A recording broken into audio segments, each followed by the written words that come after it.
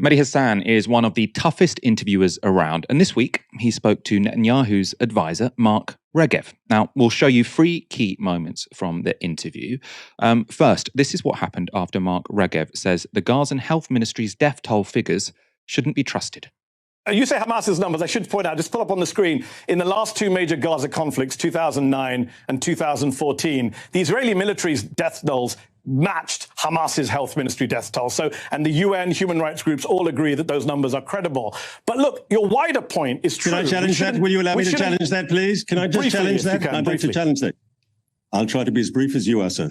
Those numbers are provided by Hamas. There's no independent verification. And secondly, more importantly, you have no idea how many of them are Hamas terrorists, combatants, and how many are civilians. Hamas would have you believe that they're all civilians, that they're all children. And here we have to say something that isn't said enough.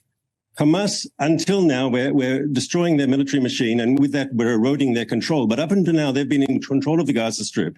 And as a result, they control all the images coming out of Gaza. Have you seen one picture of a single dead Hamas terrorist in the fighting in Gaza? Not one. Is that by accident, or is that because Hamas can control the information? You asked me a question and you Gaza. said you would be brief. I haven't, you're right, but I have seen lots of children with my own lying eyes being pulled from the rubble. Because they're the pictures Hamas wants you to see. Exactly my point, Mehdi. They're the pictures Hamas wants. But they're also people that your government has killed. You accept that, right? You've killed children, or do you deny that? No, I do not.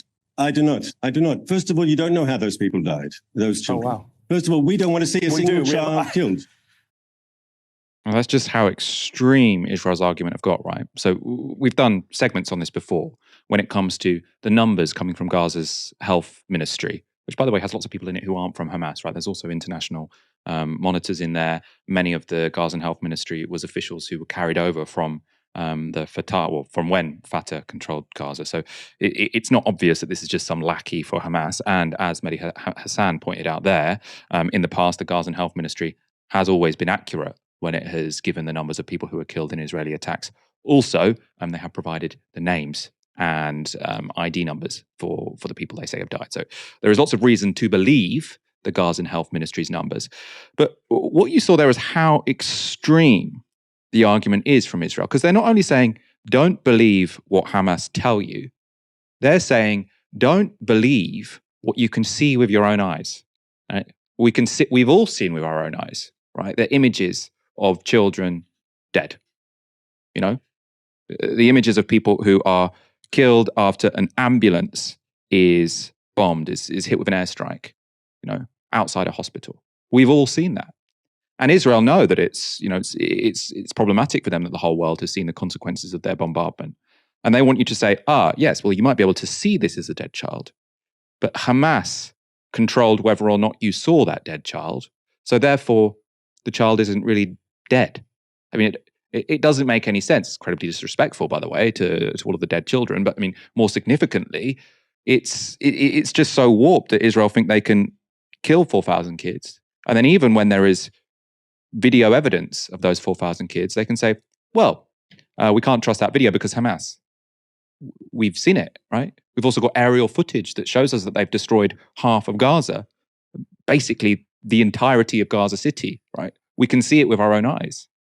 That's not correct. The aerial footage, the satellite imagery isn't controlled by Hamas. I don't know how he's going to say that that's not really the case. Let's go back to the interview now. The context for this next clip is the Israeli military claiming to have found a chart under a hospital showing a rota with the names of terrorists on it. So it's supposed to be the names of terrorists whose job it was to oversee a hostage. Now, in fact, the chart just showed the days of the weeks. So the names were Monday, Tuesday, Wednesday, Thursday, Friday. They weren't names of people. Let's see how Mehdi Hasan challenges Regev on that claim. Why did your military spokesman on Monday point to a calendar in Arabic and say, these are the names of terrorists on them? That's false. Can you accept that here and now? I'm not aware of the incident. Let's put up the image. We have the image. You have no comment. I don't read Arabic. It doesn't help me. I have no comment. I'm not familiar with the incident. Does your spokesman read Arabic? Hang on, I have a question, Mehdi. You're a journalist. Have you made a professional mistake ever? Not intentionally, but have you made a professional mistake? Exactly, and I own up to it. Have you made a mistake? So can you own up to the mistake? So if I've made mistakes, you've made mistakes, But there's a difference between making an honest mistake and between Hamas that deliberately exaggerates numbers to suit its propaganda purposes. There's a huge difference. So it sounds like...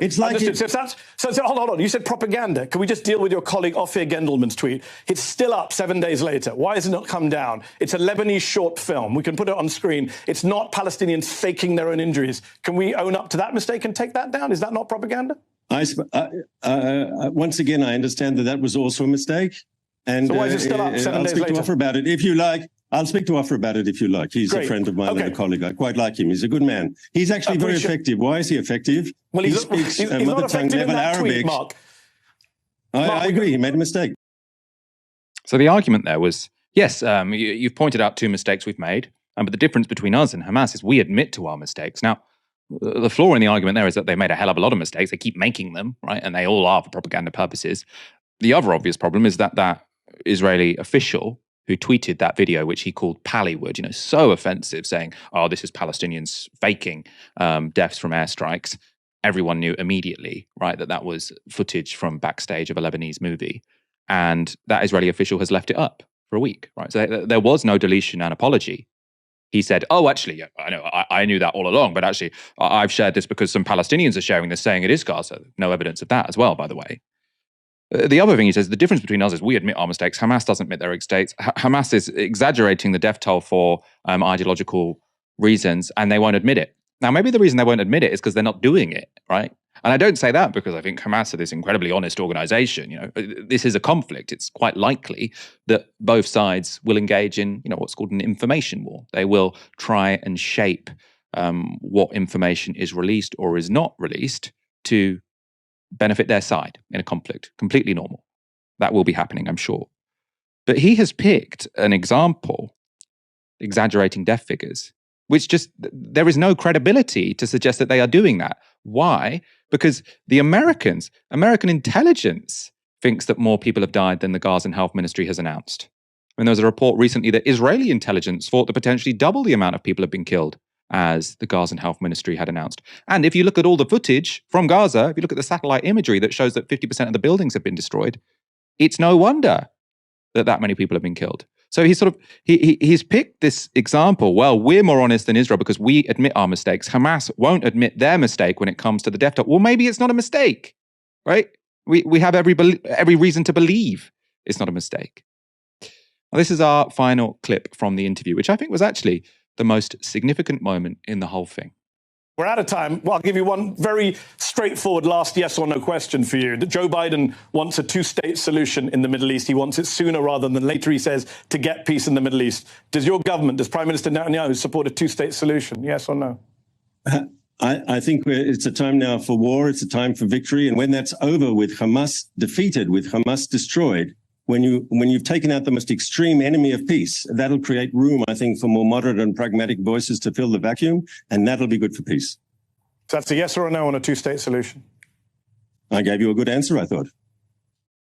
I mean, he gave him a telling answer, right? He gave him a telling answer. Again, that shouldn't be a surprise because we know, he's an advisor to Netanyahu. Netanyahu doesn't want a 2-state solution. He's wanted a 1-state solution the whole time, which is kicking the Arabs out of historic Palestine, right? We've shown you quotes to that effect before. And we're going to show you more again, in fact, on this show on another segment. But that has been their stated position. But we are in this sort of warped, sort of back to front reality where everyone in the West pretends that the Israeli government are desperate for a 2-state solution. And then this incredibly belligerent organization, Hamas, are against it. Now, of course, Hamas have done some terrible things. Atrocities were committed on October the 7th. But Hamas is no more belligerent when it comes to what outcome they want than the Israelis, right? Hamas, I mean, there is evidence actually that they have been willing to settle for a 2-state solution on 1967 borders, but within their, within their sort of documentation, within their constitution, for example, they aren't sort of supporting a 2-state solution in the same way that the Palestinian Authority and Fatah are, but neither are Israel. And so everyone says, oh, you can't possibly negotiate with Hamas because Hamas want to get rid of Israel. They want the whole thing to be Palestine. Well, then why don't you make exactly the same argument about Likud? Why should the Palestinians be expected to negotiate with Likud when Likud also don't want a 2-state solution? I think the other reason it's telling is because Israel are always saying, we need to get rid of Hamas so then we can negotiate peace. Well, he's saying we need to get rid of Hamas So then we can negotiate with some people who are compliant that they will agree to something which doesn't even involve a Palestinian state, right? He wants some Palestinian Bantustans, and he wants to make sure that they have used their full military might to take out anyone who might disagree with that. Essentially is how that reads to me. So the carpet bombing of Gaza is not about finding a partner that can come to the table and negotiate. It is about creating new facts on the ground to make it more likely that the Palestinians will completely capitulate to Likud's vision of a one-state solution where Jewish Israelis have supremacy from the river to the sea. Obviously, we hear loads of people complain, if you say from the river to the sea, Palestine will be free, that's anti-Semitic. Well, day after day after day, we have politicians from a party whose constitution says, this is Likud I'm talking about here, Netanyahu's party, says that from the river to the sea, the whole land should be Israel. It's completely topsy-turvy. And everyone in the public should know this, right? But I think if you ask the majority of the public, they say, oh, Hamas don't want a two-state solution, but Israel do. No. Completely false. An announcement for you, regular viewers will know we are trying to increase our regular subscribers by 5,000. So our paying supporters, by 5,000, so we can get in tip-top shape to continue reporting on the Gaza war and also for a likely general election next year. We had a sort of in-between goal. What do you call it? A sort of in-between. I'm going to call it an in-between goal to get to 3,000 new supporters. And now we have hit it. This is a big deal because it means we're over halfway to our final target. Of course, thank you to all 3,056 people who have become a new paying supporter to Novara Media. If you are one already, thank you so much. You have made this show possible and you continue to make these shows possible. If you haven't already and are considering or willing to sign up as a supporter, you can go to novaramedia.com/support. You can sign up for as little as £1 per month. The link to that, as ever, is in the description.